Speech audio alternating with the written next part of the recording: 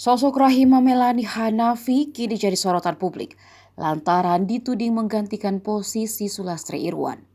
Keduanya merupakan calon siswa seleksi Dikduk Bintara Polri gelombang 2 tahun anggaran 2022 Polda Maluku Utara. Mereka dinyatakan lulus pada sidang terbuka penetapan dan pengumuman kelulusan Panitia Polda Maluku Utara pada 2 Juli 2022 lalu. Sulastri Irwan sendiri adalah perwakilan Polres Kepualam Sula, keluar sebagai peringkat 3 pada saat hasil pantuhir.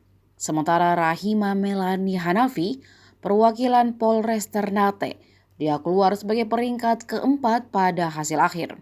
Usai diumumkan hasil pantuhir pada 2 Juli 2022 lalu, keduanya dipanggil pada 5 Oktober 2022 sekitar pukul 8 lewat waktu Indonesia Tengah bertempat di Aula Giraha Polda Maluku Utara. Surat panggilan itu perihal undangan orang tua Wali Casis Bintara Polri yang ditandatangani Karo SDM Polda Maluku Utara Kompes Pol Juli Agung Pramono dengan tebusan ke Kapolda, Wakapolda Irwasda, dan Kabid Propam Polda Maluku Utara. Belakangan Sulastri Irwan menerima surat dari SDM Polda Maluku Utara berisi pergantian peserta Bintara Polri.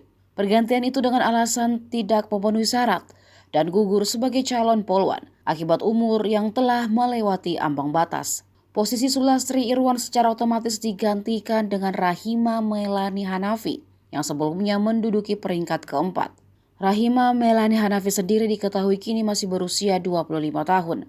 Dia merupakan anak dari keluarga yatim piatu dan disebut pula keluarga perwira Polda Maluku Utara.